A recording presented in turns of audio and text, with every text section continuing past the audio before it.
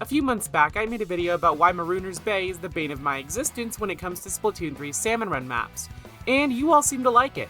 In the comments on that video, a lot of you mentioned other Salmon Run stages you despised, with the two most frequent ones being Spawning Grounds and Salmonid Smokeyard. And while I'm definitely going to be discussing Spawning Grounds in a future video, today we're just going to be focusing on the latter of those two.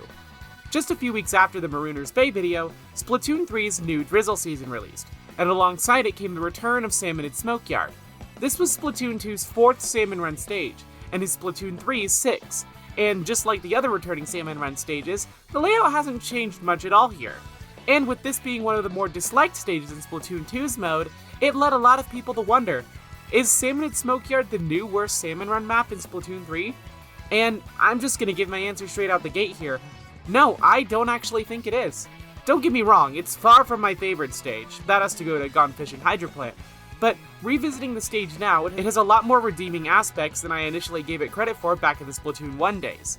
And while it definitely has some flaws, it doesn't actively deter me from playing the mode like that cursed, dreaded boat does. We're going to be starting with high tide and working our way down to the shoreline, just like we did with Marooner's Bay. So without further ado, let's get into it. Salmonid Smokeyard's core mechanic revolves around these two split chunks of land. One of them features the egg basket directly in its center, with two elevated platforms on either side that make great locations to whale on salmonids from afar, a grate that extends out on the left side, which acts as a last-ditch platform to hold out if everywhere else is being swarmed, and 3 points from which salmonids can spawn, one to the left, one to the right, and one behind the egg basket. And now I know what you're thinking. That's not a lot of room to work with. That's because it's only half of the high tide stage. As I'm sure you're well aware, Smokeyard's main mechanic is having two islands split across a deep chasm in the middle, which is fully submerged underwater here in high tide. Traversing between these two islands requires the use of propeller platforms, one that goes in each direction. And given how much I ragged on Marooner's Bay for its use of similar platforms, you might expect me to hate this mechanic. But honestly, I kinda don't. Yeah, even I expected myself not to like this, but when I was playing the stage to refresh myself for this video and gather footage, I was actually surprised by how much I just don't mind these platforms and the way that they're used. I think that two key factors in why this works for me are the fact that A, the platforms are much wider than the ones on Marooner's Bay, offering you a lot more room to work with and not giving you a complete death sentence if some salmonids manage to follow you onto them, and B, you're not strictly required to use them. In Marooner's Bay, sometimes it forces you to use the platforms to even get to the egg basket, and because of their small size, if some salmonids manage to follow you onto it, it puts you at serious risk, especially since you might be low on ink after shooting at the propeller to make it go up. Meanwhile, here you only really need to use these platforms if there's a long-range salmonid like a big shot or a steel eel that you need to take out on that side of the stage, or if you need an emergency escape route when the spawn island gets completely overrun.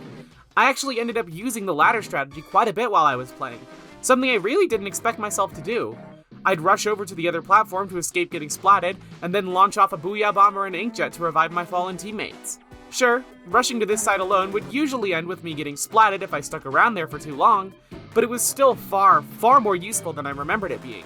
In terms of other specifics for high tide, there's not much left to discuss. There's an extended platform with a grate on the far side, mirroring the one on the basket side, and generally where the stage is elevated on the basket side, it's lower on the far side, and vice versa.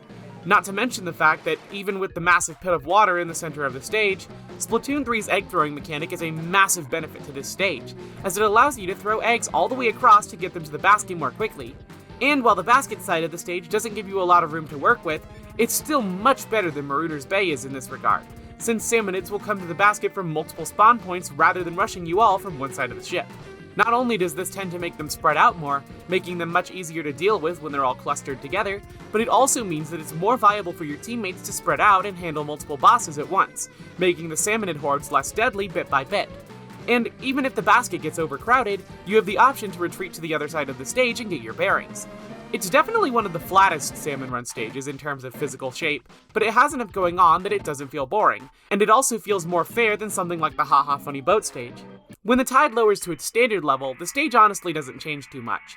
The biggest change is that the canal through the center of the stage is drained of some of its water, exposing some of the land not only underneath it, but also all around on both platforms, allowing the distance to be traversed without having to use the propeller platforms at all.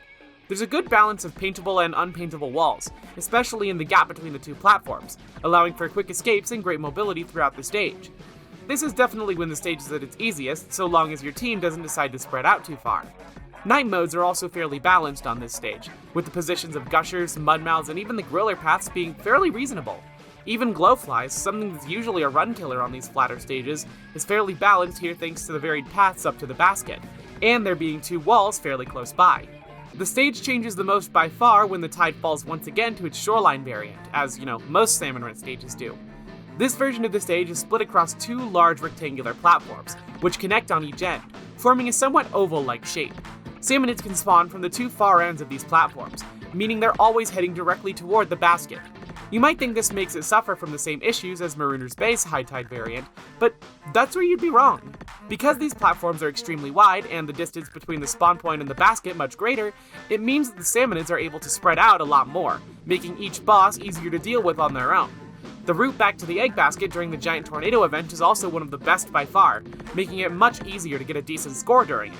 Each of the 2 platforms is also populated by a bunch of tall pillars, not only providing temporary cover for you and your teammates in a pinch, but also restricting your movement and the Salmonids a bit, which makes for an interesting challenge. All in all, Salmon in Smokeyard is much more fun than I remember it being back in the Splatoon 2 days, and I'm not sure if that's because of Splatoon 3's updated mechanics of weapon balancing, or if it's maybe just because I was a lot worse at Salmon Run back then. Or heck, maybe there's some lower key changes to the map that I somehow missed and fixed the issues I had with it back then. I still don't like it as much as stages like Gone Fishing Hydro Plant or Jammin' Salmon Junction, but I would definitely play it over Marooner's Bay any day.